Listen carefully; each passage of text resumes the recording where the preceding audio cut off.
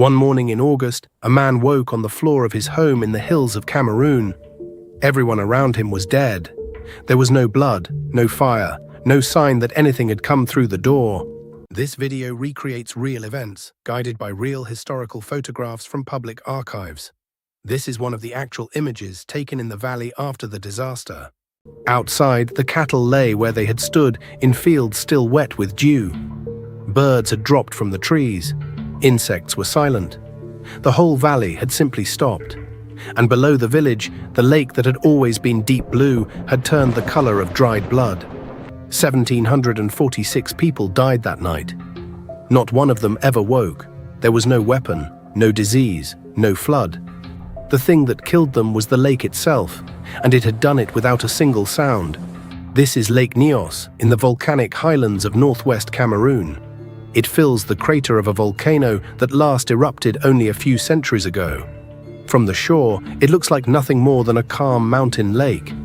Fishermen worked its edges. Farmers grazed their herds on the green slopes above it. But Lake Nyos was not like other lakes. It was extraordinarily deep, over 200 meters, and its deepest water almost never moved. Far below, magma still simmered beneath the crater, leaking carbon dioxide up into the water. Under the pressure of all that water, the gas could not escape. It dissolved, and it stayed. Year after year, the deep water grew heavier with it, a charge building in the dark. The lake had been holding its breath for a very long time. On the evening of the 21st of August 1986, nothing seemed wrong. Families ate and banked their fires. Children were put to bed. In the villages of Nyos, Kam, Cha, and Subum, a few thousand people settled in to sleep. It was a moonless night. The lake was black and flat. Sometime after 9 o'clock, deep under the water, something shifted. No one is certain what it was. A landslide, a tremor, cold rain sinking down one side. Whatever it was, it nudged a little deep water upward, and that was enough. As it rose, the pressure holding the gas in check fell away. The carbon dioxide came out of solution all at once, like a bottle shaken and uncapped. The lake exploded. A column of water and foam blasted 100 meters into the night air. It threw a wave 25 meters high that stripped the far shore bare. But the wave was not what killed them. Out of the water rose an enormous cloud of pure carbon dioxide, invisible, cold, and silent.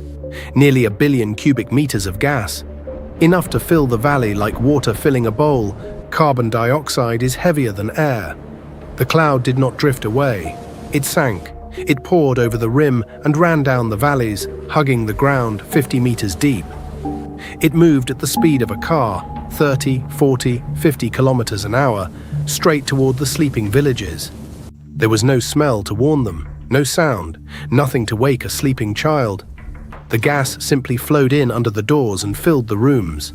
Where it passed, the flames of the lamps shrank and went out. It drove the breathable air out ahead of it. In minutes, the valleys held no oxygen at all. Out in the fields, cattle folded to their knees and lay down. Inside the homes, there was no struggle. People breathed out and did not breathe in again. The few who lived remembered almost nothing. One man, Joseph Nkwine, woke on the floor of his home, unable to move or speak. He had been unconscious for hours. When he tried to rise, his legs would not hold him. In the next room, he could hear his daughter breathing, in a slow, terrible, wrong way. By the time he reached her, she was gone. So was everyone else in the house. He stumbled outside into a world that had died in its sleep. The paths were scattered with the fallen, people, dogs, goats, birds. Not one of them was marked. There were no wounds, no burns, no blood. It looked less like a disaster than like a spell. A reporter who reached the valley said it looked like the aftermath of a neutron bomb. Whole families were found together, sitting where the gas had found them. Some survivors woke with strange blisters on their skin, where they had lain against the ground. Many could not understand how they were alive when everyone around them was not. And below them all, the lake had changed. When rescue teams and scientists finally arrived, no one could explain what they were seeing. A poison, a chemical attack, a secret weapon. Every rumor spread faster than the truth. But there was no crater of fresh ash, no scorching, no blast damage to the huts. The buildings stood untouched, only the living things were gone. The clue was in the water. The lake, normally deep blue, had turned red. Iron-rich water from the very bottom had risen to the surface and rusted in the air. The shoreline was scoured. Vegetation was flattened outward, as if the lake had heaved. Slowly, the scientists understood. Nothing had come to the valley from outside. The lake had not been struck. The lake had exhaled. It had been holding 100 to 300,000 tons of carbon dioxide in its depths. For years, the gas had built up, unseen, with nothing to release it. Until one night, everything let go at once. They gave it a name, a limnic eruption. An eruption not of lava, but of breath. And the most disturbing part was this. It had happened before. 2 years earlier, at another Cameroonian crater lake called Manoun, 37 people had died. They had collapsed on a road one morning with no clear cause. At the time, some blamed a bombing or foul play. The real answer was dismissed. A local scientist had suspected the lake itself. Almost no one believed him. Manoun had been the warning. Nyos was the sentence, the same killer, 10 times larger. The deep water had been a loaded battery for decades, and no one had known to unload it. Now that they understood the danger, one question remained. The lake had emptied its lungs, but it had not stopped breathing. The magma below never stopped. The carbon dioxide kept seeping back into the deep water.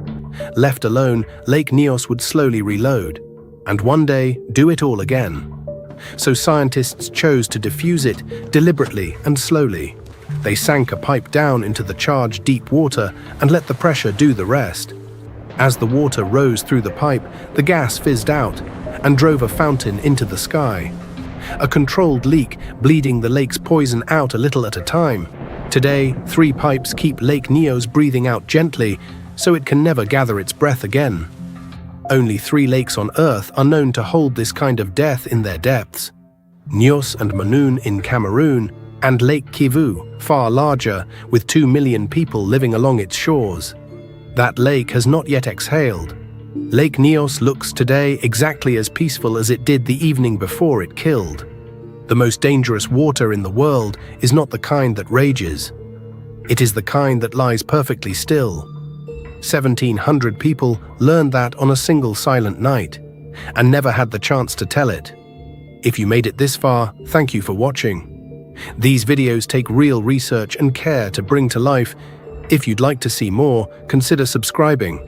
This has been Cataclysm History, and I'll see you in the next one.